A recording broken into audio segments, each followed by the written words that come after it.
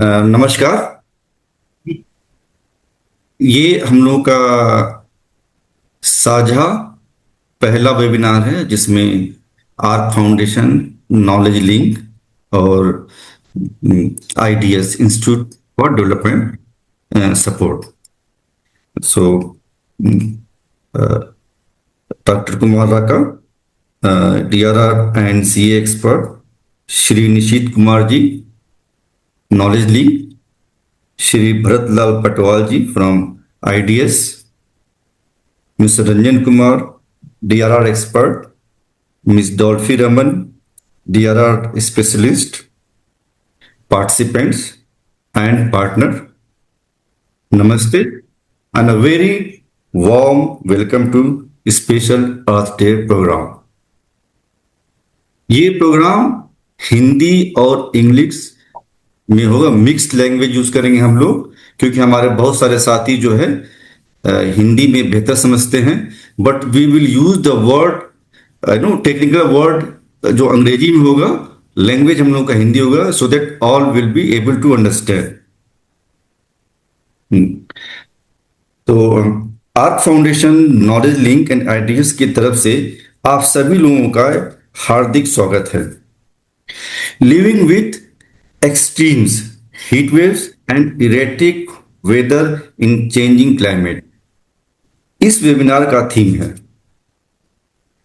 एक ऐसी दुनिया में जहां बढ़ते तापमान यानी टेम्परेचर, राइजिंग टेम्परेचर, जहां बढ़ते तापमान, अप्रत्याशित मौसम का पैटर्न हम लोगों की जिंदगी को एक नया आकार दे रहा है। खासकर भारत के उन उत्तर नॉर्थर्न स्टेट्स में जहां पे झुलसाने वाली गर्मियां अभी शुरू हो गई हैं और इरेटिक मानसून भी शुरू हो गया। कहीं में बारिश हो रहा है, कहीं गर्मी हो रहा है।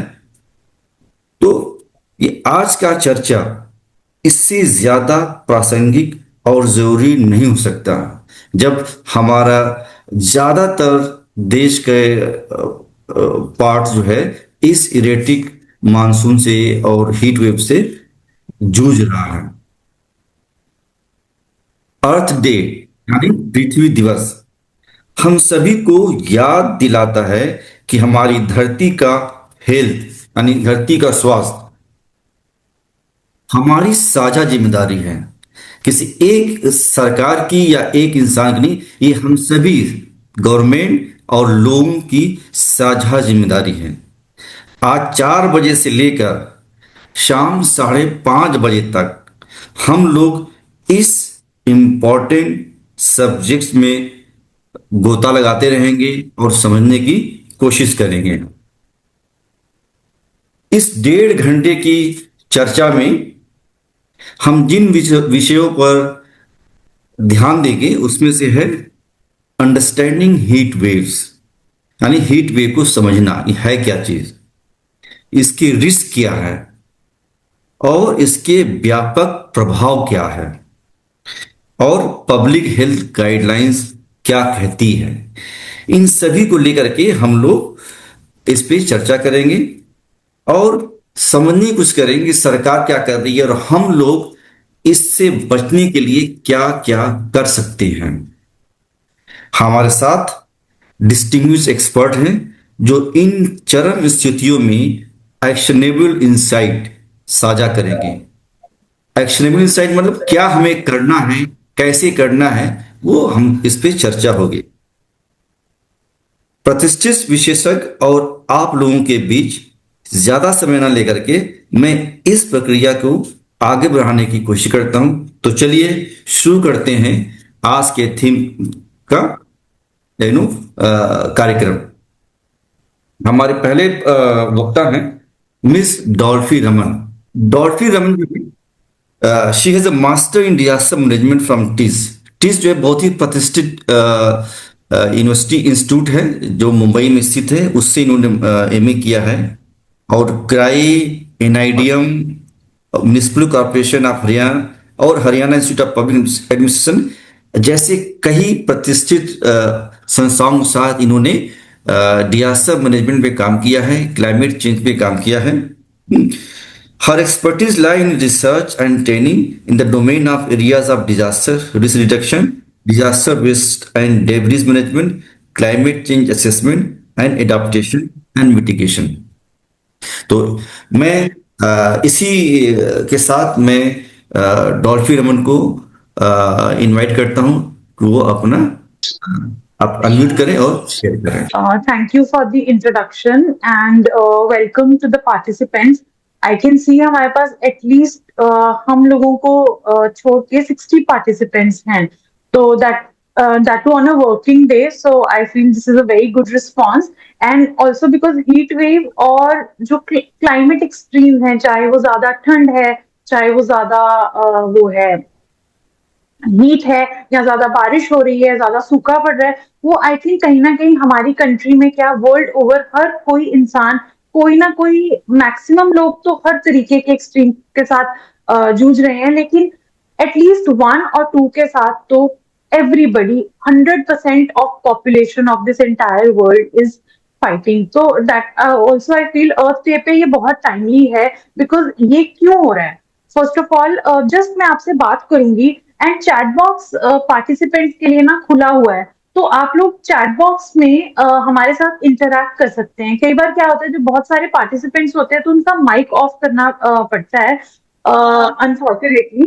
तो इसलिए आप चैट बॉक्स में आप टाइप करके मेरे साथ या कोई भी आएंगे तो उनके साथ हम इंटरैक्ट कर सकते हैं. तो आप हैंड रेज इमोज, आपके पास वो ऑप्शन है यहाँ पे ना टू रिएक्ट, तो आप हैंड रेजेस के साथ मुझे बताएं किसको बिल्कुल भी क्लाइमेट या मौसम के बहुत ज्यादा प्रभाव नहीं, जिसको पता ही नहीं है कि वो क्या होते हैं और उसने कभी एक्सपीरियंस नहीं किया है. सो काइंडली आप हाथ खड़े करने वाला रिएक्ट कर सकते हैं या चैट बॉक्स में बोल सकते हैं कि आई हैव नेवर, मैंने कभी क्लाइमेट या मौसम से रिलेटेड कभी कोई प्रॉब्लम नहीं फेस की है.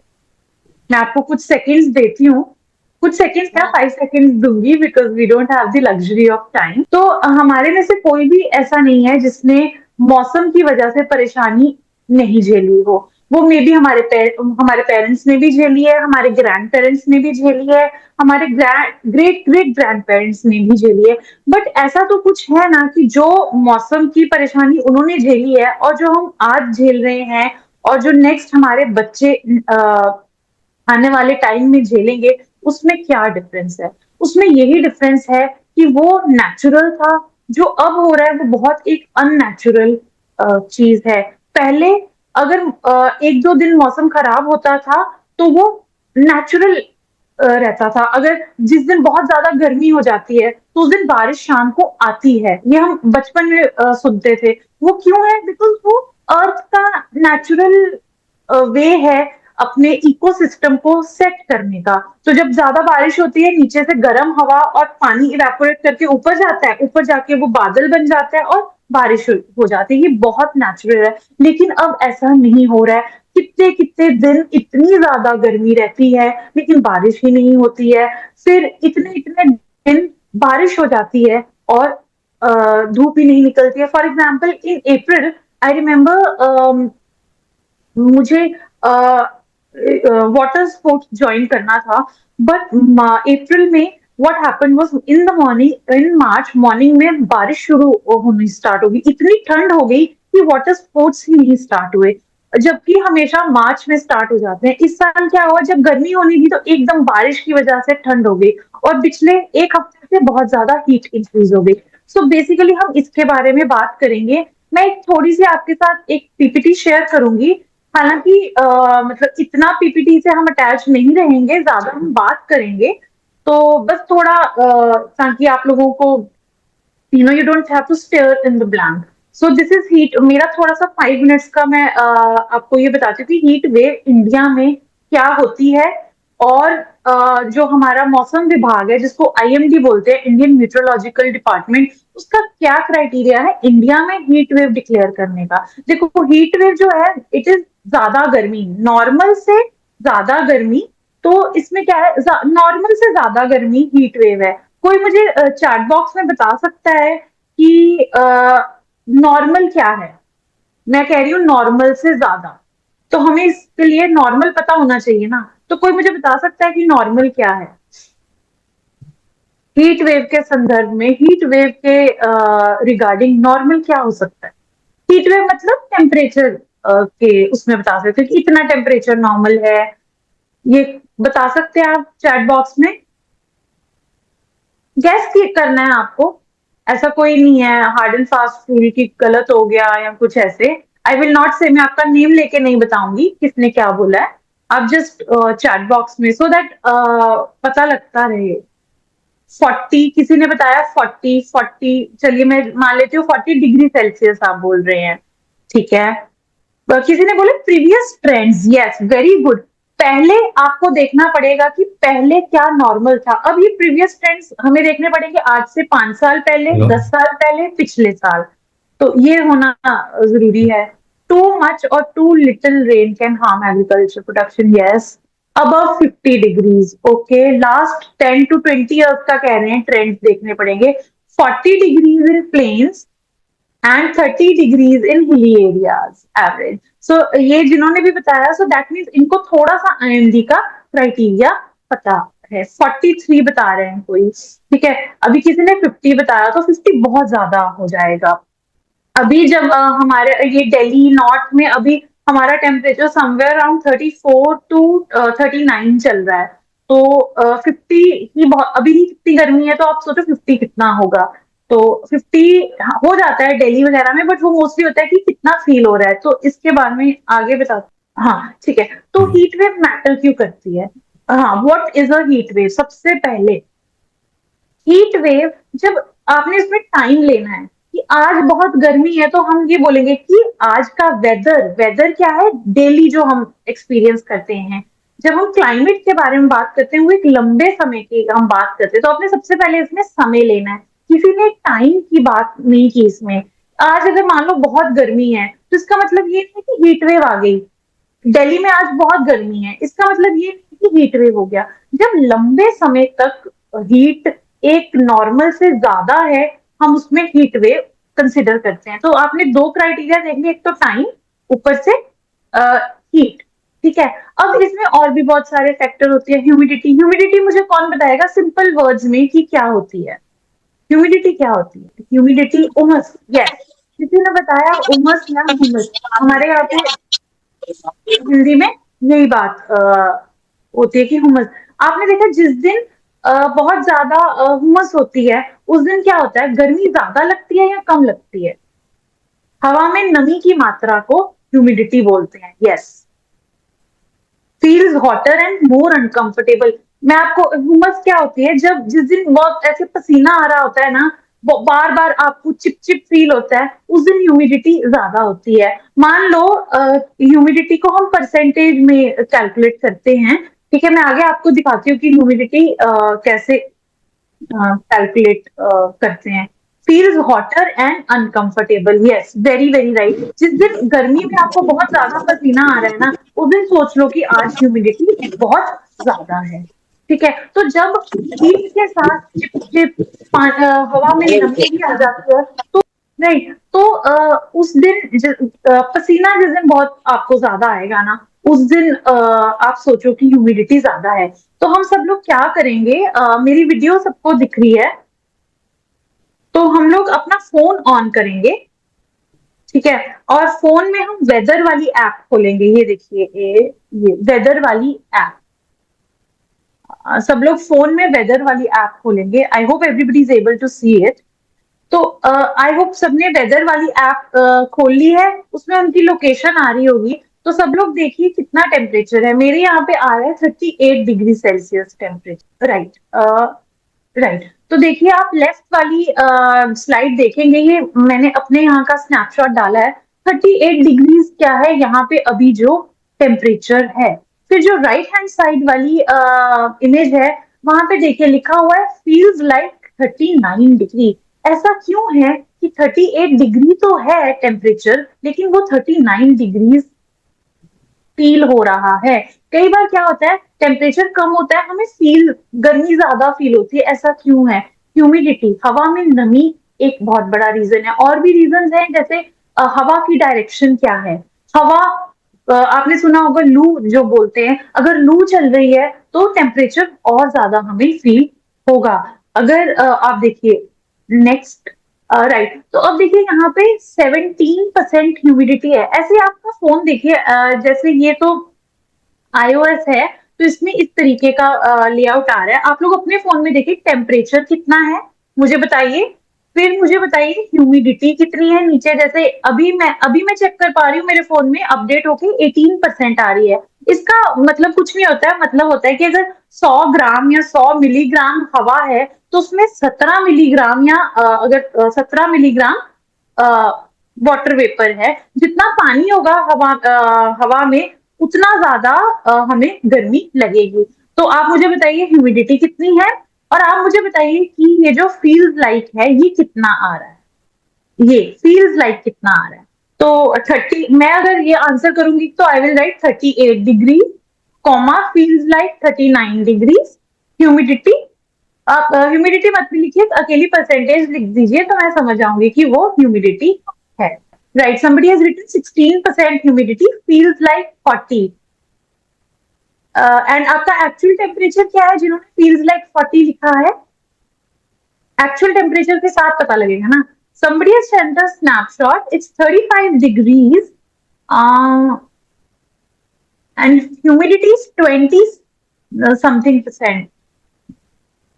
Humidity is 23%, so it must feel like somewhere around 36. Yes, exactly. आप देखिए ऊपर 36, राइट। तो आप समझ सक रहे हैं, जैसे जैसे हवा में ह्यूमिडिटी इंक्रीज होगी, वैसे वैसे आपको गर्मी ज्यादा लगेगी। इसीलिए क्वेश्चन है कि जब हम बोलते हैं कि बारिश का मौसम आ जाता है, तो गर्मियों का जो मानसून रहता है, मोस्टली नॉर्थ में साउथ वेस्ट मानसून है, गर्मियों का मानसून है, ठीक है।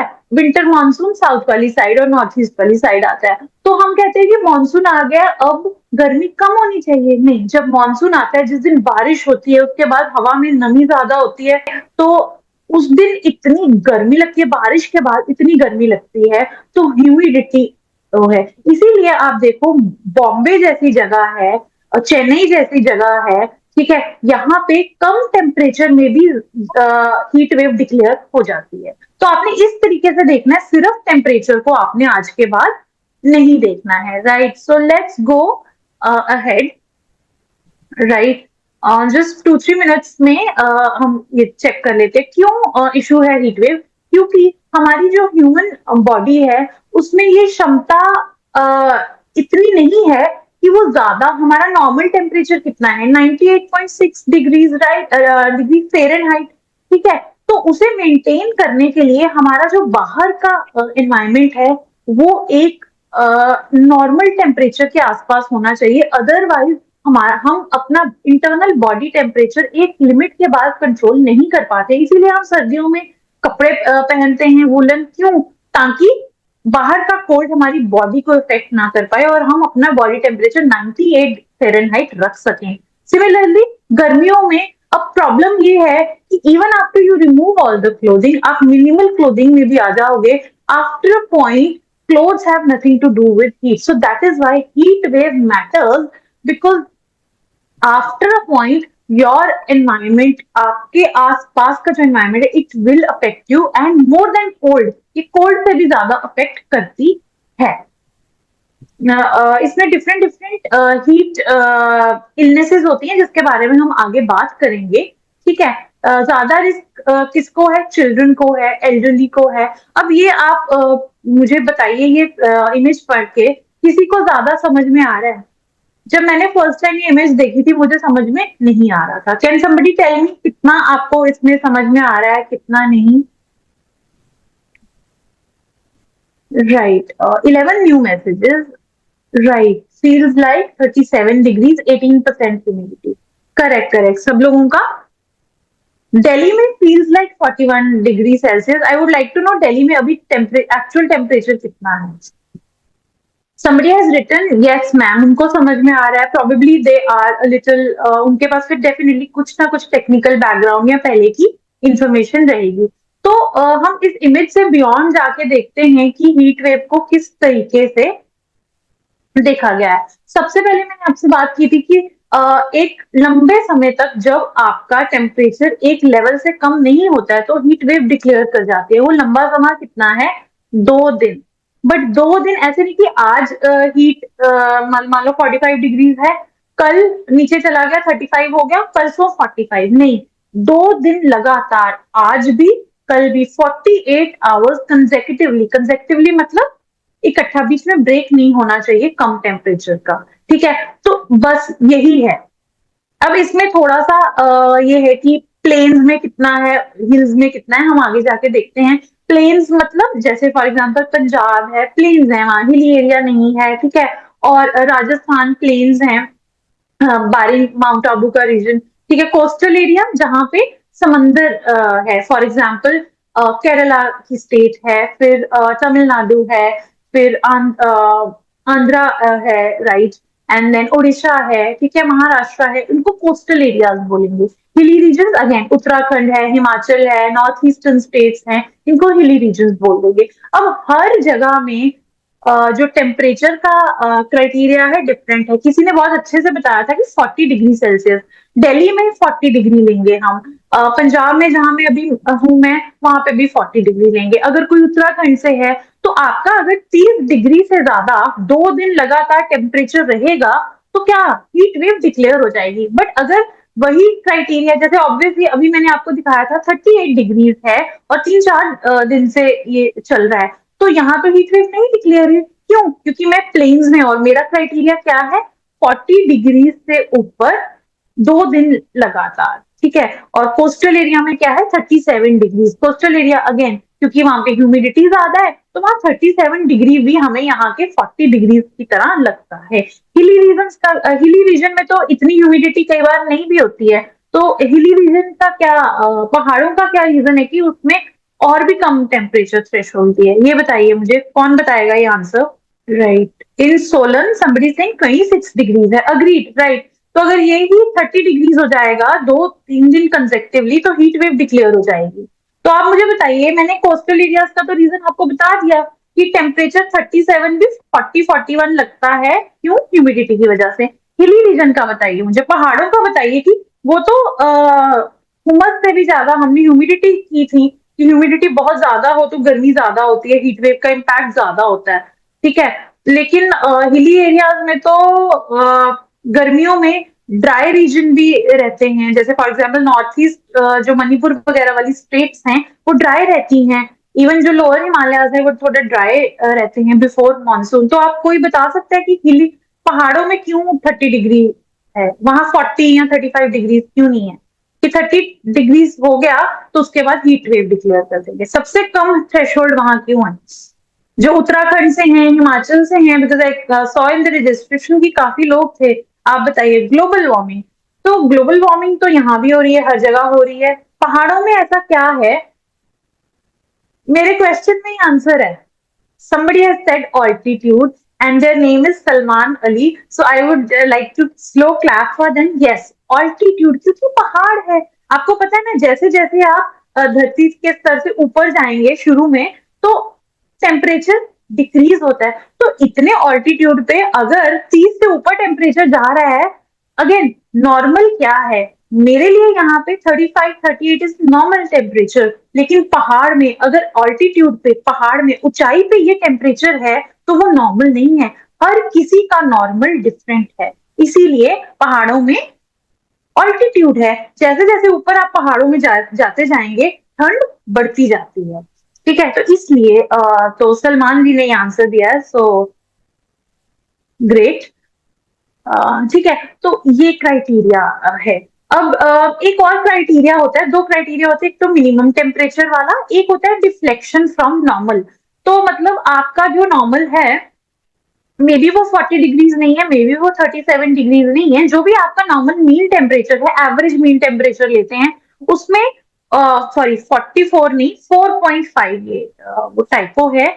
4.5 degrees to 6.4 degrees above normal. For example, सिर्फ एग्जाम्पल दे रही हूँ, यहाँ का नॉर्मल टेम्परेचर 38 नहीं है, मान लो मेरे यहाँ का नॉर्मल टेम्परेचर 32 डिग्रीज है। ठीक है, मिनिमम सॉरी एवरेज टेम्परेचर उतना है। तो अगर वो 4.5 से ऊपर हो गया, 4.5 मतलब 32 में आप 4.5 ऐड कीजिए, कितना हो गया 36.5 से ज्यादा होगा तो वो हीट वेव डिक्लेयर हो जाएगी। लेकिन वो एवरेज मीन, थोड़ा ये टेक्निकल है, तो आप सोचो कि 4.5 से ऊपर जाएगा, और अगर 6.5 4 से भी ऊपर चला जाएगा तो उसको सीवियर हीट वेव बोल देंगे। वो लेवल आ जाता है जब स्कूल बंद हो जाते हैं, ऑफिस बंद हो जाते हैं, तो नॉर्मल से वो 6.4 डिग्रीज की डिफ्लेक्शन पे चला जाता है।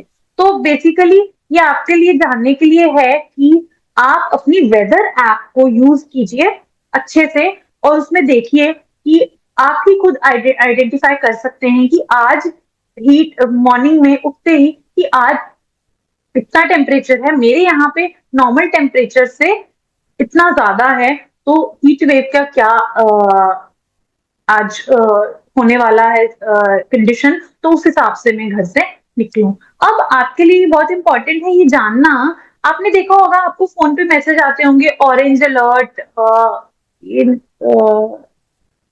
यहाँ पे कलर चेंज हो गया, ग्रे है मुझे, वो क्या कहते हैं, मेरी पीपीटी में ऑरेंज दिख रहा है, लेकिन जब मैं इसमें देख रही हूँ, जूम की विंडो में देख रही हूँ तो ग्रे आ रहा है। So there is some sort of issue कुछ है, बट एनीवे आप देखिए ग्रीन अलर्ट मतलब सब कुछ ठीक है, आपको कोई मैसेज आपके फोन में नहीं आएगा।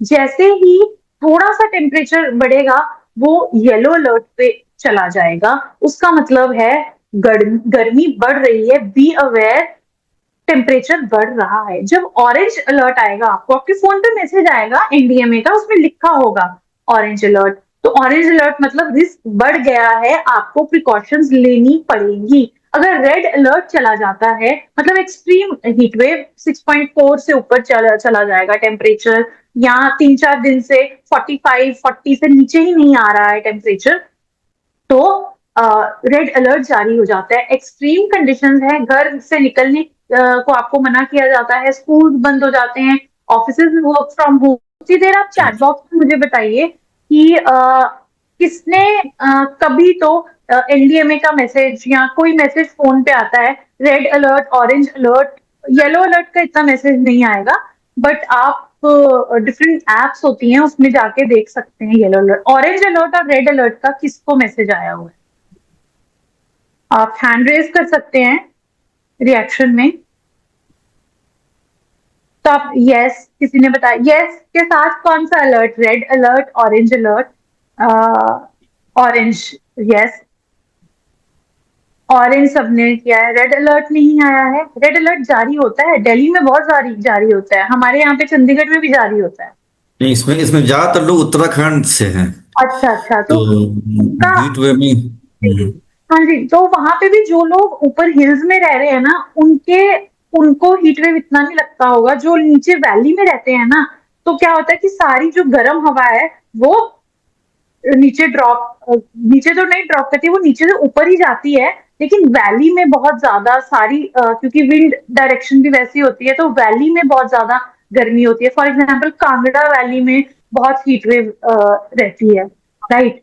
चंबा वैली में मैं लास्ट ईयर गई थी, तो वो इतनी गर्मी थी वहां पे, एंड मौसम बहुत ही इरेटिक हो जाता है, क्योंकि क्या होता है फटाफट गर्म हवा ऊपर चली जाती है और बारिश, अगले दिन 2 दिन फिर बारिश रहती है। तो मौसम का जो वो हम कह रहे हैं लिविंग विद एक्सट्रीम्स, जो लोग पहाड़ों में रहते हैं ना उनको ज्यादा फील होता होगा, ठीक है, कि आज इतनी गर्मी है, और इतनी अनबेरेबल गर्मी थी चंबा में, and it was what degrees, it was hardly 28 or 29 degrees in Chamba last year when I was there, but and I usually, मैं यहाँ से हूँ पंजाब से, दिल्ली वाली साइड से हूँ, तो हमारे लिए 40-41 इज नॉर्मल, बट आप इमेजिन करो कि मुझे वहां पे 29 डिग्रीज में भी इतनी गर्मी लग रही थी, क्यों?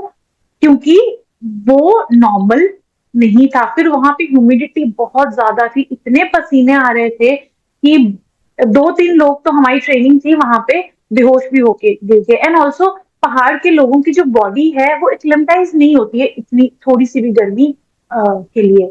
Red alert last year, yes yes last year काफी था, mostly orange alert, red orange के आते हैं। तो यस, ये हमारा नॉर्थ वेस्ट वाला राजस्थान वाला साइड फिर ये पंजाब, दिल्ली साइड, हरियाणा, ये काफी रेड अलर्ट्स तो रहते हैं। अब आप देखो हिमाचल में भी इतनी गर्मी होनी शुरू हो गई है। Thank you. So let me introduce Dr. Raka. So we are very, happy. I'm also honored to have Dr. Raka with us. He's a seasoned DRR expert, social scientist, and a reputed disaster management professional. He has completed his master, MPhil, and PhD from JNU, and he is also masters in disaster and emergency management from Tel Aviv University, Israel. And he has more than 18 years of professional experience, and he is one of those who contributed in establishing NDRF in its early years.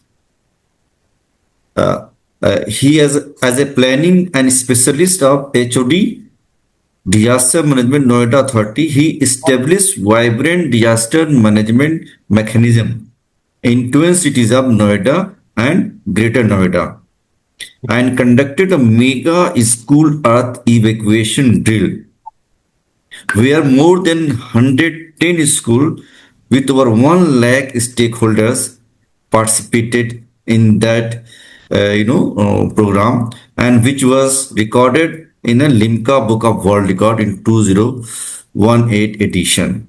Two more very important significant things which I think the participants should know. One is that he is the instrumental in establishing CCDR Center, that is Center Child Centric Disaster Risk Management Center at NIDM, which is as a center of excellence. And he's also, one of the people who mainstreamed children, adolescent, youth in the disaster management programs. So welcome, Dr. Raka. Thank you very much. मेरा PPT आप screen पे share करें, तब तक मैं participants से बातचीत करता हूं। नमस्कार। फर्स्ट ऑफ ऑल मैं बहुत धन्यवाद देता हूं नॉलेज लिंक्स का, आर्क फाउंडेशन का और आईडीएस का इस प्रोग्राम को आयोजित करने के लिए, और इस इम्पोर्टेंट टॉपिक पे जो कि अभी हीट वेव का मौसम आने वाला है। पूरे इंडिया की बात अगर हम करें तो कहीं कहीं आ भी चुका है। और मैं शुरू से बातचीत में एक चीज देख रहा हूं कि पूरे भारत को देखते हुए अगर हीट वेव की बात करते हैं और गर्मियों की बात करते हैं, तो जो पार्ट सबसे ज्यादा अफेक्टेड है वो अभी तक मेंशन ही नहीं हुआ है। एक्चुअली आंध्रा, तेलंगाना और ये जो पूरा बेल्ट है, ये हर साल गर्मियों की मार झेलता है। और भारत में सबसे ज्यादा गर्मी पड़ने वाले अगर राज्यों की बात करें या डिस्ट्रिक्ट्स की बात करें, तो सदर्न इंडिया के स्टेट्स आर इक्वली वल्नरेबल, जैसे कि नॉर्थ इंडियन स्टेट्स हैं, may be more than that. उस पे बात करेंगे हम लोग आने वाले स्लाइड्स में। बहुत कम समय में ही मैं कोशिश करूंगा कि मैं सीधा सीधा पॉइंट्स पे, जो मैडम ने डिस्कस कर दिया ऑलरेडी, डॉल्फी मैम ने, जैसे कि मैंने बताया, तैयारी, प्रिपेयर्डनेस इज एवरीथिंग, चाहे वो कोई भी डिजास्टर हो। और बहुत सीजनल लेवल पे जबकि हीट वेव हमारे सामने आने वाला है, हम लोग बात कर रहे हैं क्या हीट वेव होता है, प्रॉब्लम क्या है। मैडम ने बहुत एक्सप्लेन करके सबके सामने रखा है। लेकिन ये एक चीज ऐसी है ना, ये साइलेंट है, यू नो दैट। बाढ़ आ रही है तो दिख रही है, भूकंप आ रहा है तो सब कुछ गिर गया, आग लग रही है तो वो सामने है। बट ये थ्रेट जो है हीट वेव का, ये एज सच नजर नहीं आ रहा है कहीं पे, बट इसके डेडली इंपैक्ट्स, यू नो, सामने दिख नहीं रहा है, बट हार्ड हिटिंग है। और सिर्फ हार्ड हिटिंग किस वजह से है? सिर्फ हमारी ह्यूमन बॉडी के लिए नहीं है, हमारी कम्युनिटीज के लिए है, हमारे इन्वायरमेंट के लिए है, हमारे पूरे इकोनॉमी के लिए है। और आज चर्चा करते हैं हम लोग इसी पे कि सेल्फ प्रिपेयर्डनेस के साथ साथ how we can prepare the community also, and how we can keep our loved ones safe and secure during this deadly disaster, silent disaster what we call heat waves. हर गर्मी के मौसम में हम ऐसे अनसीजनेबल वार्म टेम्परेचर को experience करते हैं हर जगह पे। मैंने बताया पूरे हिंदुस्तान में एक्चुअली हमारी बॉडी एडजस्टेड होती है। जिस तरह के क्लाइमेट में हम रहते हैं उस तरह के टेम्परेचर के लिए हमारी बॉडी एडजस्टेड होती है। और जब भी वो टेम्परेचर जरूरत से ज़्यादा बढ़ने लगेगा, चाहे वो मैदान की बात हो, चाहे पहाड़ की बात हो, चाहे कोस्टल एरियाज की बात हो, जिस टेम्परेचर के लिए, जिस क्लाइमेट के लिए बॉडी एडजस्टेड है, उससे अगर ह्यूमिडिटी और टेम्परेचर ऊपर जाएगा तो पूरे सिस्टम में प्रॉब्लम होगा, ह्यूमन बॉडी के साथ साथ फंक्शनिंग में भी। फंक्शनिंग की जब हम बात करते हैं तो सिर्फ फिजिकल फंक्शनिंग नहीं, इवन मेंटल फंक्शनिंग तक वो उससे इम्पैक्ट होता है, इफेक्ट होता है। समर में हीट नॉर्मल है, लेकिन हीट वेव हम दूसरी बात कर रहे हैं। हीट वेव क्या है?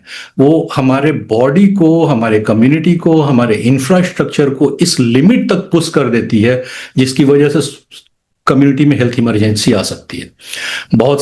कई बार ये भी देखा गया है कि हीट स्ट्रोक की वजह से लोगों की डेथ तक हो जाती है। एनर्जी कंजम्पशन इतने ज़्यादा बढ़ जाते हैं अर्बन एरियाज में कि बार बार पावर कट्स होते हैं। क्या रीज़न है उसका? ये सारे रीजंस यही है, इसी वजह से। अगर आप किसी सिटी में रहते हैं तो निश्चित रूप से मैं कहूँगा कि आप हीट वेव के टाइम में हाई रिस्क में है। रीज़न क्या है उसका? अर्बन इन्वायरमेंट जो है असल में एक डार्क एसफॉल्ट, कंक्रीट और एक्चुअली व्हीकल्स और एसीज, इन सब के एग्जॉस्ट से एक पूरा हीट को ट्रैप करने का सिस्टम डेवलप कर लेता है।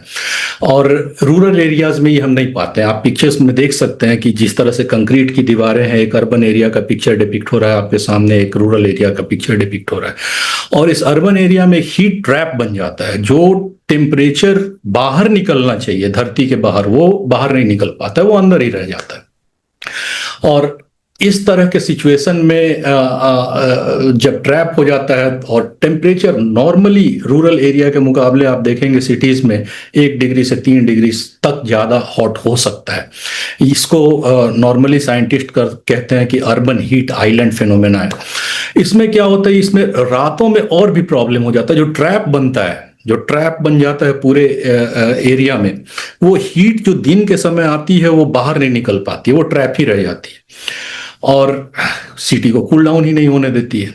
तो इस वजह से urban heat island effect generate होता है और ये काफी मुश्किल होता है along with the other problems of the city life like pollution के साथ साथ आप समझिए कि आप सांस लेने में ही प्रॉब्लम हो रही है। आप एक्सट्रीम हीट हर किसी को अफेक्ट करती है, लेकिन कुछ स्पेशल ग्रुप्स हैं, कुछ स्पेशल हमारे कम्युनिटी में ऐसे ग्रुप्स हैं जो कि हाईली वल्नरेबल हो जाते हैं।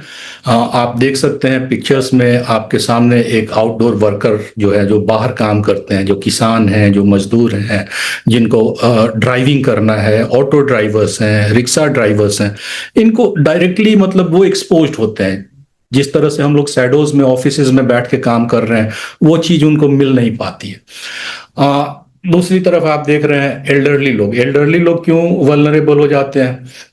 क्योंकि पहले से ही उन लोगों को बहुत सारे लाइफ स्टाइल डिजीजेज होते हैं, हार्ट प्रॉब्लम्स हो सकते हैं और उसकी वजह से उनका हीट के प्रति टॉलरेंस कम हो जाता है और उनकी बॉडीज में पसीना जो आता है, पता आपको जान के आश्चर्य होगा कि जैसे गर्मी लगती है हमें या जैसे जितना ज्यादा हीट हम एब्जॉर्ब करते हैं, बॉडी अपने आप को कूल डाउन करने के लिए उतना पसीना छोड़ती है, राइट?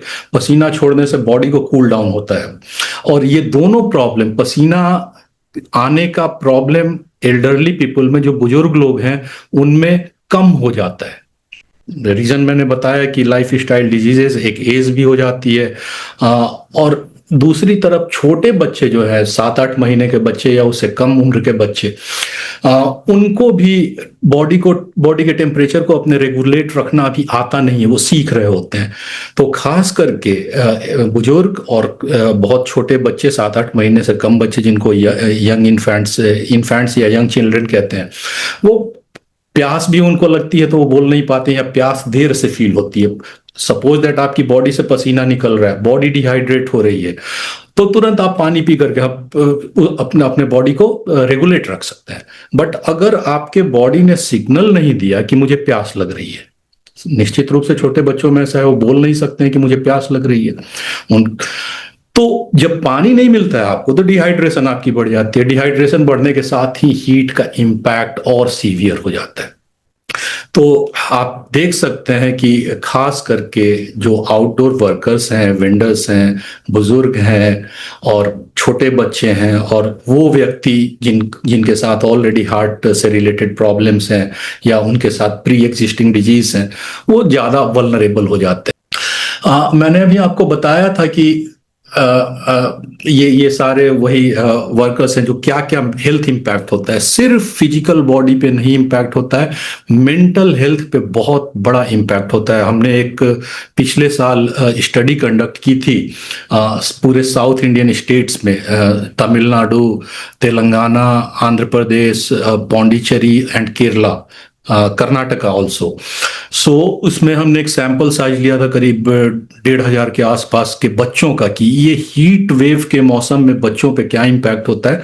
और बड़ा अजीब सा मतलब फाइंडिंग्स आई थी, देख करके मतलब हैरानी होती थी कि ये छोटे छोटे बच्चे जो हैं उनके पूरे लाइफ में, पूरे स्टडीज में, पूरे प्लेज में किस तरह से ये प्रॉब्लम आ जाती है। 2-3 महीने जो गर्मी के आ जाते हैं, क्या क्या उनको फील होती है। हालांकि अभी मैं उस पर डिटेल्स में बात नहीं कर रहा हूं। अभी मेंटल हेल्थ पहले इम्पैक्ट देखते हैं, नेक्स्ट स्लाइड पे जाएंगे क्या क्या मेंटल हेल्थ इम्पैक्ट्स होते हैं। कैसे पहले बॉडी खुद को कूल रखती है। सबसे बड़ा चीज है कि जैसे हमने बताया कि कूल डाउन होने के लिए पसीना आता है, पसीना आने के साथ ही हम पानी पी लेते हैं, पानी पीने के साथ हमारा बॉडी रेगुलेट होता है। बट इफेक्टिवली बॉडी जब हम कूल नहीं कर पाते हैं तो हमारी फिजिकल एबिलिटी और मेंटल एबिलिटी दोनों मतलब लूज की तरफ जाती है, वो उसका लॉस होने लगता है। और नॉर्मली जो पसीना हमें आना चाहिए वो ह्यूमिडिटी स्वेट को इवेपोरेट होने से रोक देती है। इसके अलावे जैसे हमने बताया कि सिटीज एरिया में जो कि आपका अर्बन हीट आइलैंड है, उसमें कई बार होता है कि रात में जो सोते हैं हम या शैडोज में रहते हैं, उस समय भी हमारी बॉडी कूल डाउन होने की कोशिश करती है, वो भी मिल नहीं पाता है। तो ये सारी चीजें मिला करके ना प्रॉब्लम को और बढ़ा देती हैं। जो डे टाइम का जो एक्सपोजर होता है, जो स्ट्रेस होता है बॉडी को, वो रात में भी अगर रिकवर नहीं हो पाता है तो कुमुलेटिव स्ट्रेस और बढ़ते चला जाएगा और सीरियस हेल्थ इंपैक्ट्स हो सकते हैं इसके। आप लोग क्वेश्चंस जो हैं, अगर किसी के मन में कोई सवाल आता है तो आप चैट बॉक्स में लिखते रहेंगे। जैसे ही ये फिनिश करके मैं तुरंत आपके क्वेश्चंस पे चला जाऊंगा। जब फिजिकल सिस्टम पे फोकस हम करते हैं तो सबको पता है, ठीक है, हीट वेव हुआ तो क्या हो सकता है, क्या नहीं हो सकता है, उस पर भी बात करेंगे। अभी क्रैम्प्स होते हैं, मैडम को टाइम मिलेगा तो मैडम भी डिटेल में डिस्कस करेंगी। हीट स्ट्रोक आ सकते हैं। लेकिन मेंटल हेल्थ कंडीशन में क्या क्या होता है, आप ध्यान से देखें स्लाइड में ऑलरेडी कि बहुत ही गहरा इम्पैक्ट हमारे मेंटल हेल्थ पे इस पूरे का है। जब गर्मियां जरूरत से ज्यादा कॉस्ट करता है, थका देता है जल्दी। और किसी इंडिविजुअल्स जिनको ऑलरेडी मेंटल हेल्थ कंडीशंस हैं या प्रॉब्लम्स हैं, मेंटल हेल्थ कंडीशंस मेरा कभी भी कहने का मतलब सिर्फ पागलपन नहीं होता है। एक स्टडी है जो कि बताती है कि 100 लोग अगर आपके सामने बैठे हुए हैं तो उसमें से कम 90% लोगों को मेंटल हेल्थ इश्यूज हैं, प्रॉब्लम्स।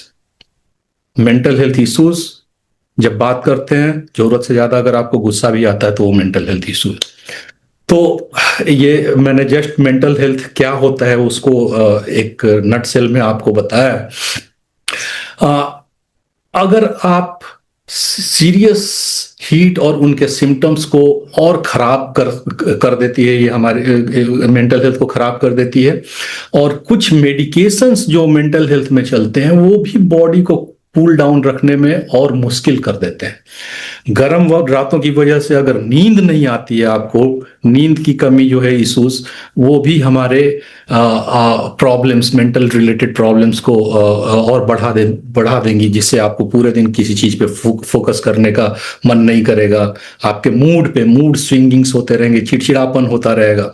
सो दीज आर, ये सब बच्चों की स्टडी में एक्चुअली निकला है कि they feel more irritated during the heat wave situation. अगर एग्जाम है नॉर्मल सिचुएशन में तो वो बहुत बढ़िया से वो प्रिपरेशन कर रहे हैं, तैयारी कर रहे हैं और एग्जाम दे रहे हैं। बट हीट वेव कंडीशंस में अगर कोई पेपर तैयार करना है, उनके ऊपर कोई एग्जाम हो या कोई असाइनमेंट है उनके पास, तो उनका इरिटेशन बढ़ जाता है, उनका गुस्सा बढ़ जाता है, उनमें बिहेवियरल चेंज तक देखने को मिला है। नेक्स्ट स्लाइड से, यस, डिहाइड्रेशन। डिहाइड्रेशन एकदम ही फर्स्ट स्टेप है, जो अगर हीट आप जरूरत से ज्यादा एक्सपीरियंस करते हैं तो आपको महसूस हो सकता है, आप इससे प्रभावित हो सकते हैं। डिहाइड्रेशन में क्या क्या चीजें हमें देखने की जरूरत है? प्यास बढ़ जाएगी आपकी, नॉर्मल जो पानी पीने की जो आपकी चाहत है उससे ज्यादा पानी पीना शुरू कर देंगे आप। माउथ, जो आपका मुंह है, वो ड्राइनेस फील करना शुरू कर देगा। कई बार जीभ, जिस टंग जो है हमारी, वो फूल जाती है, वो आपको फील होगा कि खाने पीने में भी की गड़बड़ हो रहा है। वीकनेस, कमजोरी आ जाएगी।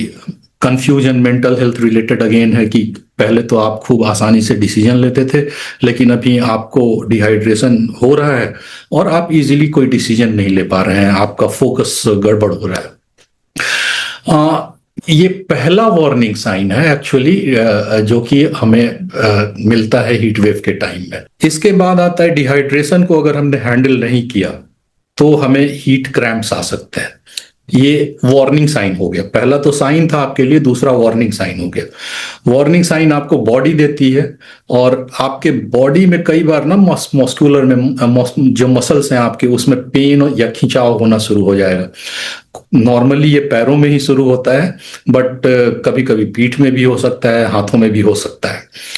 और इंटरेस्टिंग बात यह है कि ये जरूरी नहीं कि जब आप एक्टिव हो तभी ये हो, जरूरी नहीं कि आप जब खेल रहे हैं या कुछ काम कर रहे हैं तभी हो, ये रात में सोते समय भी हो सकता है आपको।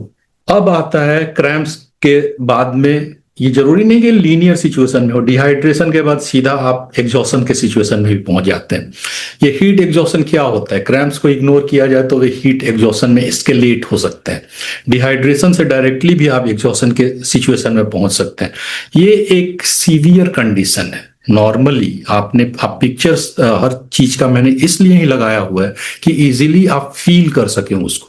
आप काम कर रहे हैं और टोटली एग्जॉस्ट फील कर रहे हैं कि ना, अब मेरे शरीर में जान ही नहीं है, आई कांट डू एनीथिंग। यहाँ पे बॉडी का कोर टेम्परेचर जो है, ह्यूमन बॉडी का भी एक कोर टेम्परेचर होता है, राइट? और वो कोर टेम्परेचर जब 38 डिग्री सेल्सियस तक बढ़ जाता है तो इसमें फिजिकल और मेंटल कैपेबिलिटीज आपकी टोटली नेगेटिवली इफेक्टेड होने लगती हैं, इंपेयर होने लगती है। हीट एग्जॉशन वाले व्यक्ति आमतौर पर उनकी स्किन जो होगी आपको कूल दिखेगी, मॉइस्ट दिखेगी, नमीदार दिखेगी और पीला पड़ जाता है, हल्का सा पीला जैसा दिखेगा। सिरदर्द भी हो सकता है, नौजिया जिसको कहते हैं इंग्लिश में, उल्टी आना या जी मिचलाना, वो वैसा लग सकता है। और सीरियस डिजीनेस का शिकार हो सकती है, मतलब आपको उठने का मन ही नहीं कर रहा है, आप यू डोंट वांट टू, मतलब मूव भी नहीं करना चाहते हैं, आपके बॉडी में लगता है जान ही नहीं है। इस सिचुएशन में निश्चित रूप से सिर्फ पानी पीने से काम नहीं चलेगा। डिहाइड्रेशन तक तो ठीक था, उसके बाद जो नेक्स्ट था आप क्रैम्प्स, वहां तक भी आप नॉर्मली अपना घर में इलाज कर सकते हैं, बट द मोमेंट आप एग्जॉशन फील करते हैं यू नीड मेडिकल अटेंशन। और इसके बाद फिर आता है आपका हीट स्ट्रोक। हीट स्ट्रोक समझ लीजिए कि बिल्कुल क्रिटिकल मेडिकल इमरजेंसी है। हीट स्ट्रोक मेडिकल इमरजेंसी है, इसको बिल्कुल भी हल्के में नहीं लेना है। और ये तब डेवलप होता है जब बॉडी का कूलिंग सिस्टम पूरी तरह से, क्या कहेंगे उसको, डिस्ट्रॉय तो नहीं कह सकते हैं, बट नॉन फंक्शनल हो जाता है, एकदम से समझ में नहीं आता उसको क्या करना है और काम करना बंद कर देता है। आप अपने दिमाग से सोचिए, जब कोई सिचुएशन आपको बिल्कुल समझ में नहीं आती है, आप डिसीजन नहीं ले सकते। सिमिलरली उसी तरह से बॉडी इतनी ज्यादा एग्जॉस्ट हो जाती है, इतनी ज्यादा काम करने के लायक नहीं रहती है कि वो एक डिसीजन नहीं ले पाती है कि अपने बॉडी को, मतलब खुद के ही बॉडी को कूल कैसे रखना है। और ये बहुत ही मुश्किल सिचुएशन है।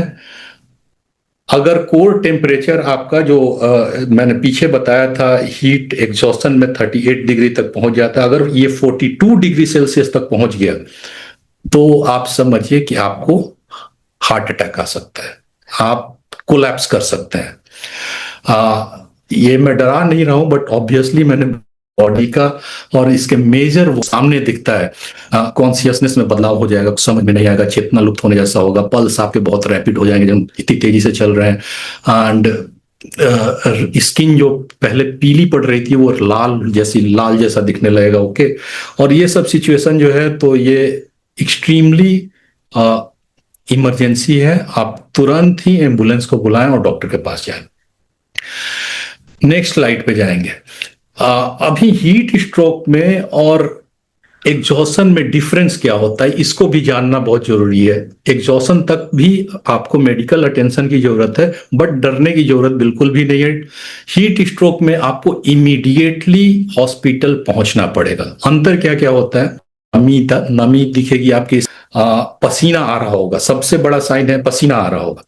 अब जैसे ही आप हीट स्ट्रोक के फेज में पहुंचेंगे आपकी स्किन टोटली ड्राई हो जाएगी, पसीना नहीं आएगा, गर्म रहेगी और लाल होगी, और बॉडी का टेम्परेचर डेंजरसली हाई हो जाएगा, 42 डिग्री सेल्सियस जो मैंने बताया। अगर क्या कर सकते हैं, ये सबसे जरूरी चीज है, क्या क्या कर सकते हैं। अपनी सुरक्षा सबसे पहली, डिजास्टर मैनेजमेंट में एक गोल्डन वर्ड हम लोग यूज करते हैं, पहले save yourself and then help others. अगर आप ही ठीक नहीं रहे तो दूसरों को की मदद कैसे कर पाएंगे।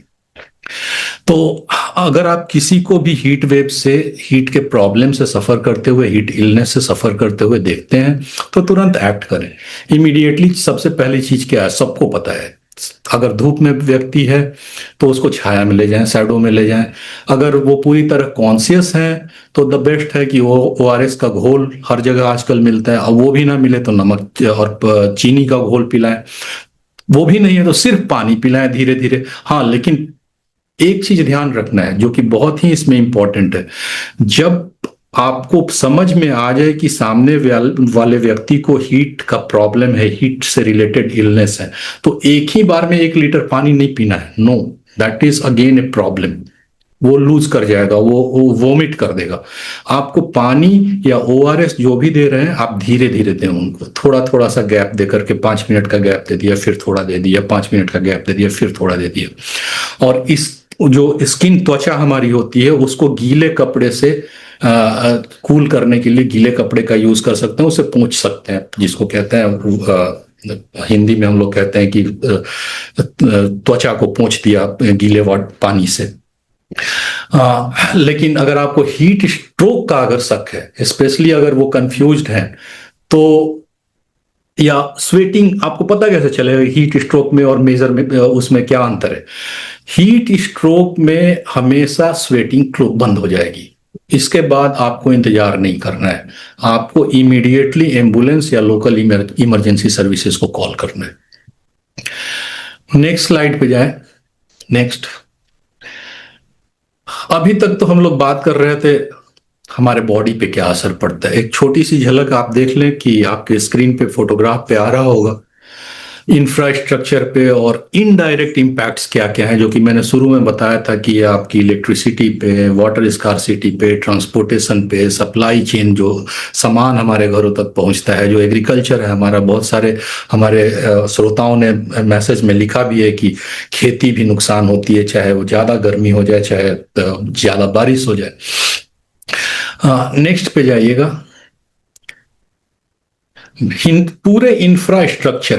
पूरे इंफ्रास्ट्रक्चर पे इसका असर पड़ता है। सबसे पहले फूड बर्बाद होना शुरू हो जाता है। आप देखेंगे कि जाड़े के दिनों में या कूलर टेम्परेचर जब रहता है आपका खाना ज्यादा टाइम तक चलता है, बट गर्मियों के मौसम में वो खाना उतना देर नहीं चलता है, उसके आधे टाइम तक भी नहीं चलता है। बाहर रख दिया अगर रेफ्रिजरेटर के बाहर, सुबह का बना हुआ खाना शाम को खाने लायक नहीं रहता है।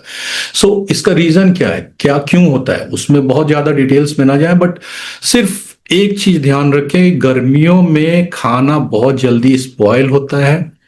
फ्रिज में भी रखा है आपने अगर, तो पावर आउटेज है, पावर नहीं मिल रहा है, फ्रिज बंद है, उसमें तो और चांसेस है कि फूड जल्दी खराब हो जाए। ये extreme heat indirect health issues को भी ट्रिगर करती है, वार्म टेम्परेचर में जो फूड होता है, मैंने बताया कि खराब हो जाए। क्यों? क्योंकि उसके अंदर हार्मफुल बैक्टीरिया बहुत तेजी से ग्रो कर जाते हैं। अगर खाना बाहर छोड़ देते हैं या रेफ्रिजरेशन फेल हो जाए हमारा, तो सीवियर फूड पॉइजनिंग का रिस्क ड्रास्टिकली बढ़ जाता है। अब ये देखिए, हीट वेव है, फूड पॉइजनिंग का इससे डायरेक्ट कोई रिलेशन नहीं है, बट खाना बर्बाद होने की वजह से, और उस खाने को अगर हम अनजाने में खा लेते हैं, तो फूड पॉइजनिंग का रिस्क बहुत ज्यादा बढ़ जाता है। और हीट इंसेक्ट्स होते हैं, कीड़ों से फैलने वाली जो बीमारियां होती हैं, उनके भी स्प्रेड को ये एक्सेलरेट कर सकता है, वेक्टर बॉर्न डिजीज जिसको कहते हैं। इनडायरेक्ट हेल्थ रिस्क में आप ध्यान दें, खाना बाहर न रखें, रेफ्रिजरेटर में भी रखें, और रेफ्रिजरेटर का पावर कट हो जाए तो उस खाने को खाने से पहले जरूर परख लें कि ये खराब तो नहीं है, क्योंकि जो आपका फूड पॉइजनिंग है, ये भी एक तरह से बहुत जानलेवा होता है। इंफ्रास्ट्रक्चर, पावर कट्स तो एक नॉर्मल चीज हमने देखा है। फैंस और एयर कंडीशंस चलाने की वजह से एनर्जी के डिमांड में जो स्पाइक होता है, वो हमारे पावर ग्रिड्स जो है उन्हीं को टेस्ट करने लगता है, वो उड़ जाते हैं, वो जल जाते हैं। पावर ट्रांसमिशन लाइंस असल में ओवरहीट होकर एक्सपैंड हो सकती हैं, और इमरजेंसी लो सैक कर सकते, मतलब लटक जाती हैं। लटकने की वजह से उनकी अथॉरिटीज को पावर कट करना पड़ता है ताकि उनकी रिपेयरिंग हो सके। ये सीधे तौर पर हमारे घरों को कूल रखने में, खाने को सेफली स्टोर करने में, या जो ट्रांसपोर्टेशन कैपेबिलिटीज है हमारी, उन सारी चीजों को ये अफेक्ट करता है। वाटर स्कार्सिटी एक बहुत ही इंपॉर्टेंट प्रॉब्लम है, बहुत ही विजिबल प्रॉब्लम है। गर्मियों के दिन में जो लोग शहरों में रहते हैं, नल में पानी आना बंद हो जाता है, टैंकर आता है, लंबी लंबी लाइनें लगी रहती हैं। रीजन क्या है? पानी की कमी। एक्सट्रीम हीट जो है वो सरफेस वाटर को इवेपोरेट कर देती है और हमारे ग्राउंड वाटर लेवल्स को कम करना शुरू कर देती है। जब ग्राउंड वाटर लेवल कम होगा, सरफेस वाटर लगातार बहुत तेजी से इवेपोरेट होते रहेगा, तो ये हमारी टोटल ड्रिंकिंग सप्लाई को अफेक्ट करता है। इसका असर आपके हाइजीन पे, सैनिटेशन पे, लोकल एग्रीकल्चर के सर्वाइवर्स पे भी पड़ता है। पानी की कमी सिर्फ पीने से रिलेटेड है ही नहीं, पानी की कमी होती है, हमारा हाइजीन अफेक्टेड होता है, हमारा पूरा सैनिटेशन अफेक्टेड होता है। आप इमेजिन करें, जो लोग ऐसे जगह पे रहते हैं जहाँ पे एक बार सुबह में पानी आता है, एक बार शाम में पानी आता है, उनको पानी ना मिले तो पूरे दिन अपनी सफाई का ख्याल कैसे रख सकते हैं? सफाई का ख्याल नहीं रखेंगे, ये बताने की जरूरत ही नहीं। अगेन लॉट ऑफ बीमारियां होंगी, lot of problems. Food security को देखेंगे अभी हम कैसे थ्रेटन करता है। नेक्स्ट, फूड सिक्योरिटी को थ्रेटन करता है, नेचर को थ्रेटन करता है।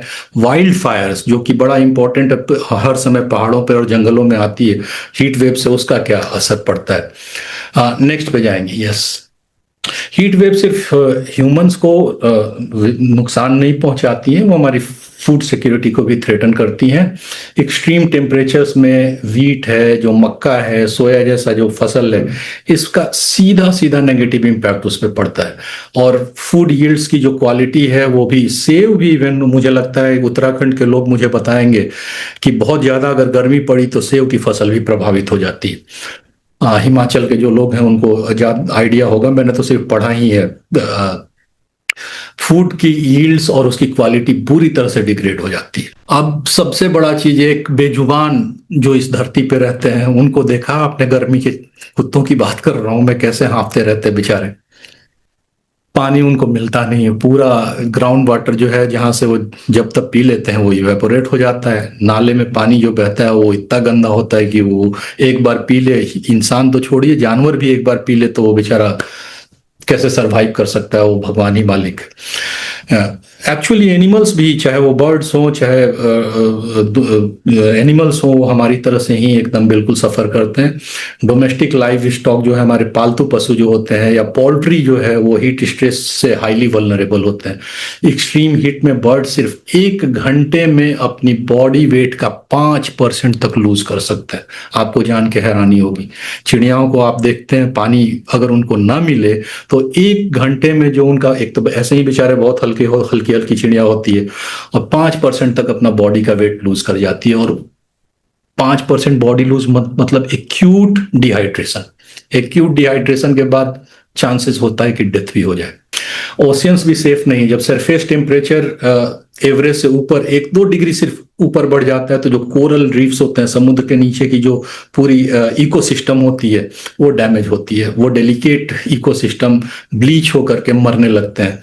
यह कई मरीन फिश स्पेसीज भी हैं जो कि बड़े पैमाने पर जिनकी मौत हो जाती है, सिर्फ 1-2 डिग्री के टेम्परेचर से मैं डिफरेंस से मैं बात कर रहा हूँ। रिड्यूस्ड अब सिर्फ मेरीन लाइफ में अगर सपोज दैट कि मछलियों की पूरी प्रजाति इम्पैक्ट हो गई या मास डेथ हो गया उनका, उसका सिर्फ इम्पैक्ट उन पे नहीं है, अब वो पूरी कम्युनिटी जो उस पे डिपेंडेंट है, जो जो मछुआरे हैं, उनका पूरा इकोनॉमिक सिस्टम, पूरा अर्निंग चौपट हो गया। फॉरेस्ट फायर्स, पहाड़ों पे रहने वाले लोगों को खूब अच्छे से पता होगा, और this is one of the most destructive environmental disasters. एक बार जंगल में आग लग गई और जानवर, पशु, पक्षी, पूरा इकोसिस्टम, आसपास के लोग सारे के सारे बेघर बार के हो जाते हैं, परेशान हो जाते हैं। हॉट और ड्राई कंडीशंस में ये समझ लीजिए कि बारूद के साथ में माचिस रखने वाला सिस्टम हो जाता है। बहुत अगर ड्राई हो गया फॉरेस्ट में, जो लीव्स गिरे हुए हैं, जो पत्ते जमीन पे गिरे हुए हैं, बहुत ड्राईनेस बढ़ गई अगर वहां पे, तो फिर सीरियस वाइल्ड फायर्स की पॉसिबिलिटी बहुत बढ़ जाती है। लंबे समय तक चलने वाली हीट वेव्स की वजह से ये आग और भी ज्यादा बढ़ने लगी है। फॉरेस्ट फायर्स की घटनाएं सिर्फ इंडिया में ही नहीं, भारत में ही नहीं, बाकी जगह पे भी पूरे वर्ल्ड वाइड देखा जा रहा है कि ये और ज्यादा से ज्यादा बढ़ रही हैं, बड़े ज्यादा एरिया में भी फैल रही हैं, और इनकी फ्रीक्वेंसी भी पहले से ज्यादा, इंटेंसिटी और फ्रीक्वेंसी दोनों ही बढ़ी। तो क्या कर सकते हैं हम इतना सारा कुछ देखने के बाद? एक साइलेंट किलर जो कि कुछ नहीं बोलता है। हीट वेव नॉर्मली हम लोग समझते हैं कि ओके, जून जुलाई, मई में जून जुलाई का मौसम जो है आएगा जाएगा, बट इम्पैक्ट्स इसके बहुत ही डेडली हैं। What can we do? Next पे जाएंगे। सबसे पहली चीज तो अपने आप को, प्रिवेंशन ही the best strategy. Stay indoors during peak hours, दोपहर 11-12 बजे से शाम के 3-4 बजे तक जो पीक आवर है जो हीट का, उस टाइम में डायरेक्ट सनलाइट को अवॉइड करने से हम दूर रहें। दूसरा इंपॉर्टेंट आप देख रहे हैं कि clothing is again very very equally important. Clothing जब भी हो आपकी, कॉटन क्लॉथिंग यूज करें या हवादार क्लॉथिंग जो है उसको यूज करें। लूज और ब्रीदेबल कॉटन के कपड़े पहने।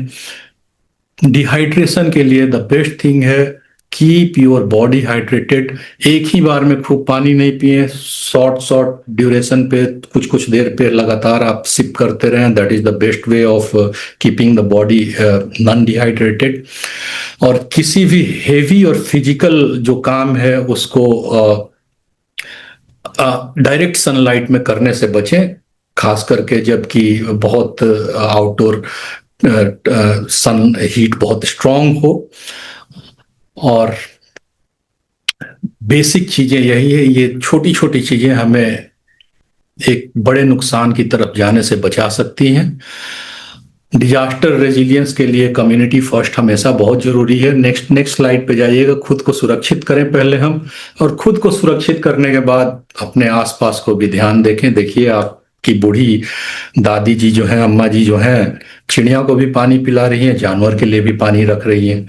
बहुत जरूरी होता है अपने एल्डरली, जो हमारे बुजुर्ग हैं, जो हमारे पड़ोसी हैं, जो हमारे अकेले रहने वाले जो लोग हैं, जो छोटे बच्चे हैं, जो हार्ट के पेशेंट्स हैं या जिनको लाइफ स्टाइल डिजीजेज हैं, उनको देखें हम, उनकी जांच पड़ताल कर ले। जांच पड़ताल कहने का मतलब उनसे कांटेक्ट बनाए रखें, देखें। लोकल बर्ड्स, स्ट्रीट एनिमल के लिए साफ पानी कहीं पे हो सकता है थोड़ा सा रखते हैं, बड़ा पुण्य मिलता है, बहुत पुण्य। फिर से कहने का मतलब इसका कोई धार्मिक कोनोटेशन नहीं है, सबको सबकी मदद करनी चाहिए, दैट्स इट। और फाइनली हीट एग्जॉशन के साइंस को और उसके लक्षणों को, उसके बारे में आपने जो कुछ भी सीखा है, आप अपनी फैमिली से डिस्कस करें, आप अपने पड़ोसियों से डिस्कस करें, आप अपने कलीग से डिस्कस करें। और सब कुछ करने के बाद भी इन केस हीट स्ट्रोक का इमरजेंसी नंबर्स को नेक्स्ट स्लाइड पे, जो कि इमीडिएटली करें।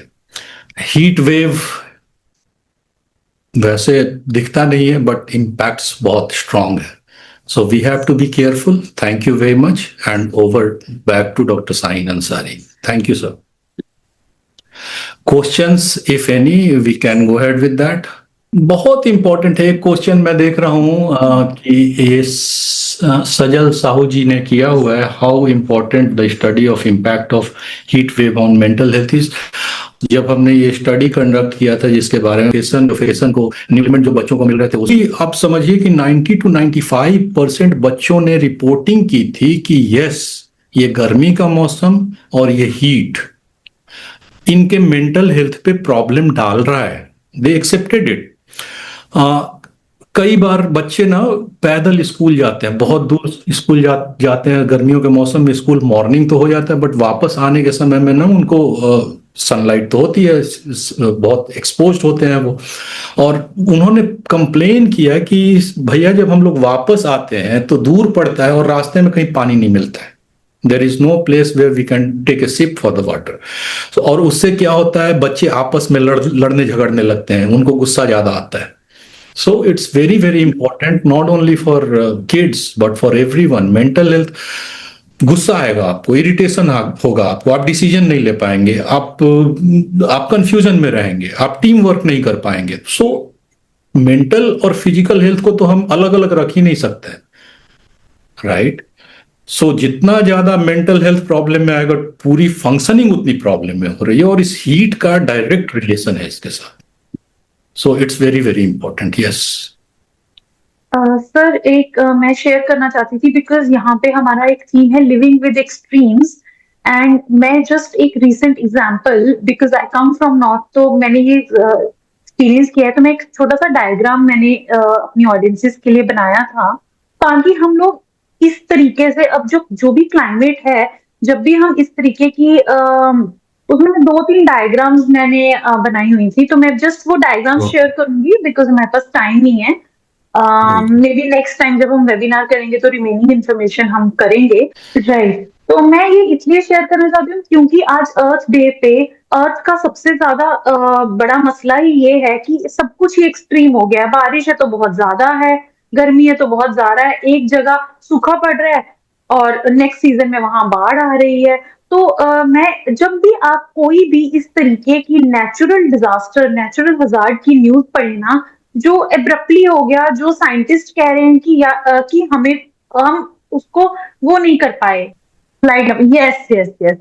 तो एक एग्जांपल है, मैं नॉर्थ वेस्ट की एग्जांपल देती हूँ। देखिए, अगर किसी को पता है कि वेस्टर्न डिस्टर्बेंसेस क्या होती हैं, वेस्टर्न डिस्टर्बेंसेस जो दूर मतलब अफ्रीका और वेस्ट एशिया के बीच में एक सी है, मेडिटेरेनियन सी, वहां पे गर्म हवाएं होती हैं, तो वहां से जो ऊपर वेपर उठता है, तो वहां पे बहुत स्ट्रॉन्ग इस तरीके के एटमॉस्फेरिक सिस्टम बनता है, जो आप देखेंगे मेडिटेरेनियन सी लेफ्ट से राइट इंडिया तक आ रही है। ये ऊपर थोड़े अपर एटमॉस्फेयर में होती है, तो इंडिया में आके, यहाँ उत्तराखंड दिखाया मैंने, सिर्फ उत्तराखंड की एग्जाम्पल ली है, बट आप देखेंगे ये रास्ते में ईरान, अफगानिस्तान, पाकिस्तान में बारिश आती हैं और इंडिया में आती हैं। यूजुअली आप, अगर कोई मुझे बता सकता है कब आती है इंडिया में, यूजुअली फरवरी मार्च में आती है इंडिया में, ठीक है, ये नॉर्मल है। ठीक है, नेक्स्ट करेंगे सर। तो हम कहते हैं ना, जब सर्दियां खत्म होती हैं, बारिश होती है, हम कहते हैं सर्दियां खत्म होगी। मेनली वो कोइंसाइड करता है वेस्टर्न डिस्टर्बेंस से, बारिश होती है वो उसके बाद फिर गर्मियां आती हैं। नॉर्मली ये समरी ऐसे ही विंटर्स में आती हैं, ठीक है। और ये है साउथ वेस्ट मॉनसून, सबको पता है। अरे सर पीछे पीछे, यस, साउथ वेस्ट मॉनसून है, ये यहाँ से आता है, साउथ वेस्ट उससे आता है। बट अब देखो, ये सदर्न इंडिया में बारिश कर रहा है, फिर ऊपर नॉर्थ में जाके बारिश करता है, फिर नॉर्थ ईस्ट से जाता है, और फिर आप, ये डायरेक्शन है साउथ वेस्ट मॉनसून की। अब ये कब आता है, कोई बता सकता है साउथ वेस्ट मॉनसून कब आता है? हमने अभी देखा वेस्टर्न डिस्टर्बेंस विंटर में आती है, फरवरी मार्च, तो यूजुअली उसके बाद हमारा सीजन चेंज हो जाता है, विंटर टू समर चले जाते हैं। कोई बता सकता है साउथ वेस्ट मॉनसून का टाइम क्या है? जल्दी जल्दी फिर हमने जून जुलाई, यस, साउथ में जून से स्टार्ट हो जाता है, नॉर्थ में थोड़ा जुलाई अगस्त अगस्त में स्टार्ट होता है, जुलाई ऑनवर्ड्स, जून जुलाई ठीक है लेके चलते हैं। इमेजिन ये ऊपर से आ रही है वेस्ट डिस्टर्बेंस, नीचे से यहाँ से साउथ वेस्ट मानसून है, क्या ये टकरा सकती हैं? वेस्टर्न डिस्टर्बेंस का टाइम क्या है? फेब्रवरी मार्च, और उसका टाइम क्या है साउथ वेस्ट मानसून का? जून जुलाई। तो किसी ने सब बोल रहे हैं यस टकरा सकती हैं, बट टाइम तो अलग है। ये क्यों टकरा रही हैं? कोई मुझे रीजन बता सकता है? मैं भी कह रही हूँ हाँ टकरा रही, इसीलिए मैंने डायग्राम बनाया, लेकिन वेस्टर्न डिस्टर्बेंस आती है फेब मार्च में, और साउथ वेस्ट मानसून आता है जून जुलाई अगस्त में। कोई मुझे एक रीजन, 5 सेकेंड्स दूंगी, 5 सेकेंड्स, 10 सेकेंड। ट्रैपिंग, ट्रैपिंग का रीजन तो नहीं है, ट्रैप नहीं हो रही है वेस्टर्न डिस्टर्बेंस, वो खत्म हो जा रहा है एपिसोड उसका। ट्रैपिंग किस टाइप, जो सर ने, अच्छा heat trapping, no not global warming, generic reason है बट एक एग्जैक्ट रीजन है। ग्लोबल वार्मिंग की वजह से कुछ हो रहा है, कुछ नॉर्मल से हटके हो रहा है, जिसकी वजह से ये टकरा रहे हैं।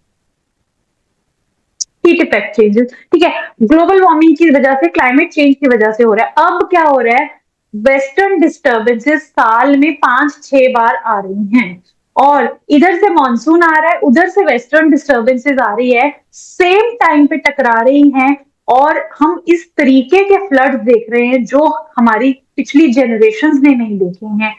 2023 से ये जो फिनोमेना है ज्यादा प्रोनाउंस हुआ है। So when we say living with extremes, this exactly is living with extremes. Last year in सितंबर इन पंजाब, हमें 2 दिन पहले तक कोई वार्निंग नहीं थी कि फ्लड आ जाएगा, बट यहाँ पे उस टाइम पे मॉनसून शावर्स भी हो गए और साथ में वेस्टर्न डिस्टर्बेंसेस आ गई। तो वो जब वो दोनों टकराई, तो वो इस तरीके की बारिश हुई कि वो जो हमारे जो इकोसिस्टम है उसको बर्दाश्त नहीं कर पाया। जब जैसे बाल्टी में पानी एक लेवल से बाहर फ्लो भर जाता है, तो वो फिर बेतहाशा फ्लो करता है, इसको बोलते हैं फ्लैश फ्लड। एकदम से बहुत ज्यादा बारिश आ जाना, हिमाचल में, उत्तराखंड में जो हम देख रहे हैं वो फ्लैश फ्लड है। This is just one of the example. So next time when you see something which is out of ordinary, and trust me आप एवरीडे देखने वाले हैं, तो आप इंटरनेट पे जाइए, आस्क द इंटरनेट कि ये क्यों है। हो सकता है थोड़ी सी आपको सर्च करना पड़े। ये रीजन है हिमाचल, उत्तराखंड, ये ऊपर नॉर्थ वेस्ट की बेल्ट में बहुत ही ज्यादा आउट ऑफ ऑर्डिनरी बारिश होने का, और जो लास्ट ईयर फ्लडिंग हुई है वो इसी रीजन से हुई है, पंजाब में और ऊपर अपर हिमाचल रीचेस में। सो this is just one of the example. ये आप ये मत सोच के बैठे कि हर बार यही रीजन होगा, मैम ने बताया था। So reasons change. Last year Punjab flooding इस वजह से हुई थी। So when you think there is an example of a natural disaster, research and find out why, and you will find the reason. And last में जैसे बहुत लोगों ने बोला, global warming climate change ultimate है। So this is what living with extremes looks like. This is one example, entire country is dealing with it. Cyclones अब पहले हमेशा आंध्रा में, उड़ीसा में आते थे, अब महाराष्ट्र, इस सब में अरेबियन सी के साइक्लोन्स, हमें नहीं उसका इफेक्ट होता था। वो इस साइड में आप देखो, ईरान वाली साइड, पाकिस्तान वाली साइड, वहां जाते थे वो, लेकिन हमारे यहाँ पे नहीं उसका इफेक्ट होता था, क्योंकि साइंटिफिकली वो म्यूटोलॉजिकली पॉसिबल नहीं है। लेकिन अब ऐसा नहीं हो रहा है, अब ये चेंज हो रहा है। आप imagine, the laws are being change, scientific observations are being change, इतना ज्यादा क्लाइमेट चेंज हो चुका है। सो जस्ट ये माइंडसेट से आप सोचें। And thank you so much. If there are any questions, otherwise over to the moderator doctor Shaheen. एक क्वेश्चन मैं देख रहा हूँ, एक क्वेश्चन आया है कि ये एक्सट्रीम्स जो हैं उसको कम्युनिटी बेस्ड डिजास्टर मैनेजमेंट के थ्रू हम कैसे हैंडल कर सकते हैं या टेकल कर सकते हैं। तो इस पे अगर आप कुछ कहना चाहें तो बताएं। सर, इसमें हम कम्युनिटी बेस्ड डिजास्टर मैनेजमेंट से ही टैकल कर सकते हैं, अदरवाइज इंडिविजुअली तो किसी के बस की नहीं है। और community based disaster management basically होता क्या है? कम्युनिटी बेस्ड डिजास्टर मैनेजमेंट होता है कि कम्युनिटी प्रिपेयर्ड है। जैसे ही अगर मान लीजिए डिजास्टर आता है, तब नहीं, कम्युनिटी सारा साल प्रिपेयर्ड है to be able to deal with disaster. इसका मतलब क्या होता है, डिजास्टर आया, कुछ लोग इम्पैक्ट होंगे, कुछ लोग इम्पैक्ट उतना ज्यादा नहीं होंगे। जो लोग इम्पैक्ट नहीं हुए हैं, जो लोग सर्वाइवर्स हैं, वो पहले अपने जो नेबर्स हैं या अपनी कम्युनिटी के लोग जो इम्पैक्ट हुए, इंजर हुए हैं या कोई ट्रैप हुआ है, उसकी हेल्प करके रिस्पॉन्स टीम आने से पहले उनको बचा लें। क्योंकि जो जब डिजास्टर आया है, जब तक डीडीएमए आएगी, जब तक फायर ट्रक्स आएंगे, उसके बीच में कुछ मिनटों का टाइम रहेगा। अगर आप पहाड़ों में हैं, हिमालयाज में हैं, तो ये रिस्पॉन्स टाइम और ज्यादा बढ़ जाता है। क्योंकि क्या हो रहा है, फ्लड में पूरी की पूरी सड़क ही बह जा रही है, तो जब सड़क ही नहीं है तो वो आप तक कैसे पहुंचेंगे। बहुत तो अच्छा, बहुत बहुत बहुत बढ़िया, बहुत बहुत शॉर्ट में ही अब इसका जवाब है, बस बहुत अच्छा आपने एक्सप्लेन कर दिया। और एक्चुअली ये कम्युनिटी प्रिपेयर्डनेस जो होता है, ये होता क्या है, ये घर से ही तो शुरू होता है। कम्युनिटी है कौन? हम ही तो कम्युनिटी है। तो ये चेंज अपने आप से ही शुरू होता है, छोटी छोटी चीजों पे ध्यान रखना। आज हीट वेव की जैसे हम लोग बात कर रहे हैं, हीट वेव में प्रिपेयर्डनेस क्या होता है, कैसे अपने आप को सेव करेंगे। पावर आउटेज क्यों होने लगता है, छोटी छोटी चीजें, कमरे से बाहर निकले तो पंखा बंद कर दिया, हाँ, जब इलेक्ट्रिसिटी की जरूरत नहीं है तो उसको बस स्विच ऑफ कर दिया। ये अपने बच्चों को भी सिखाते रहे। ये छोटी छोटी चीजें ही आगे जाकर के पूरे कम्युनिटी के लेवल पे प्रिपेयर्डनेस, अवेयरनेस, और सही लिखा है कि chain of human chain of awareness and readiness, that is the community based disaster management. Exactly. So sir, timing को हम लोग ध्यान में रखते हुए अपने ऑडियंस को जब शुरू किया था उससे थोड़ा सा आप लोग आज डिले हो गए हैं, बट नेक्स्ट टाइम ऑनवर्ड्स हमें कोशिश करना है, we have to be well in time, right? Right. So Thank you I very think we have. question is कि how western disturbances are coming during the time of southwest monsoon। वो because Mediterranean सी जहां से वो आ रही है, उसमें पहले कम वो कंडीशंस बनती थी जिससे वेस्टर्न डिस्टर्बेंसेस क्रिएट होती थी। अब वो ज्यादा बन रही हैं, ऑल ईयर लॉन्ग बन रही हैं। इसलिए जब वो वहां पे कंडीशन बनेगी, वेस्टर्न डिस्टर्बेंसेस आएंगी, जब उसको हवा लेके आएगी वो आएंगी। तो वो कंडीशंस जब पहले कम बनती थी, अब वो ज्यादा बन रही हैं। दैट इज द रीजन वो आ रही हैं। और सर किसी ने पूछा है, suggest a village plan for to manage heat wave impact. तो अभी उसका तो टाइम पर्सनली बात कर लीजिएगा तो आपको उसका details. So yeah, those who have question, we can interact individually in one to one through the phone number you may have received. ये स्पेसिफिक क्वेश्चंस आए सर, थोड़ा सा वो विलेज मैनेजमेंट प्लान के बारे में, तो इतने छोटे से टाइम में इसको एक्सप्लेन नहीं किया जा सकता। That is maybe we can have on village DRR या विलेज के बेसिस पे हम कोई वेबिनार कर सकते हैं इसके ऊपर। हाँ, कर सकते हैं, बिल्कुल कर सकते हैं। फ्यूचर में एक वेबिनार भी कर लेंगे इस पे, तो उस पर बातचीत होगी। So you guys just stay tuned to any information. We will keep circulating all the information. हम जब भी वेबिनार करेंगे एंड जब भी आएगा, you can join in. Thank you. So thank you, Dolphin. Now I will like to request Mr. Ranjan Kumar, who himself is a DRR and CA expert, to present a vote of thanks. Ranjan ji. धन्यवाद sir, मुझे vote of thank का मौका देने के लिए। आज के इस ज्ञान के लिए मैं सभी को हार्दिक धन्यवाद देता हूं। और सबसे पहले मैं हमारे जो मुख्य वक्ता हैं, जिन्होंने अपना समय दिया, इस कीमती बहुमूल्य समय दिया और अपने विचारों और अनुभवों को लोगों के बीच में इतनी सरलता और इतनी स्पष्टता से के साथ प्रस्तुत किया, जिससे कि और लोगों का मार्गदर्शन किया, ये सभी के लिए अत्यंत प्रेरणादायक है। और सभी को बहुत अच्छी तरह से एक लोकल कॉमन जानकारियां, जो हीट वेव से जो इम्पैक्ट है उसकी लोगों को जानकारियां हुई, ये बहुत ही अपने आप में लोकल लेवल पर लोगों को अपडेट, लोगों को कम्युनिटी को अवेयर करने में मदद करेगी। साथ ही साथ इस वेबिनार को आयोजित करने वाली जो टीम है, हमारी टीम एक नॉलेज लिंक की जो टीम है, या हमारे जो आर्क फाउंडेशन फाउंडेशन की टीम है या आईडीएस की टीम है, उनको भी उनकी मेहनत को और उनके समर्पण को भी मैं सफलतापूर्वक संपन्न होने इस वेबिनार को सफलतापूर्वक संपन्न होने पर धन्यवाद देता हूं।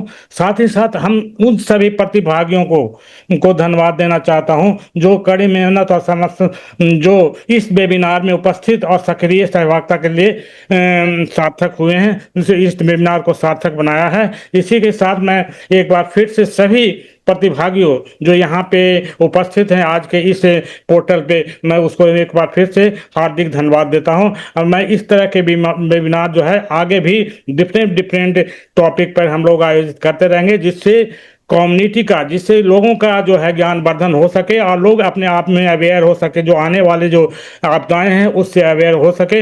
इसी के साथ मैं इस वेबिनार को समापन करने के लिए सभी को धन्यवाद देता हूँ। सर्टिफिकेट के बारे में एक बार अनाउंस कर देंगे। सर्टिफिकेट इन लोगों को सबको जो है व्हाट्सएप पे चला जाएगा। इन लोगों के जिन लोगों ने भी ज्वाइन किया है और रजिस्टर किया है, उन सभी के व्हाट्सएप पे सर्टिफिकेट चला जाएगा। आज के इस वेबिनार को समापन करने की इजाजत आप सबसे, और हम लोग मिलते रहेंगे, फिर अलग अलग मुद्दों पे बातें होती रहेंगी। धन्यवाद। Thank you. Follow Art Foundation and Knowledge links on LinkedIn and Instagram so that आपको अपकमिंग वेबिनार्स की इंफॉर्मेशन मिलती ही रहे। हम कुछ और भी इवेंट करेंगे आपके लिए, तो आप सोशल मीडिया पे art foundation and knowledge links को फॉलो कर लीजिएगा। Thank you. Now we are closing it. Thank you very much.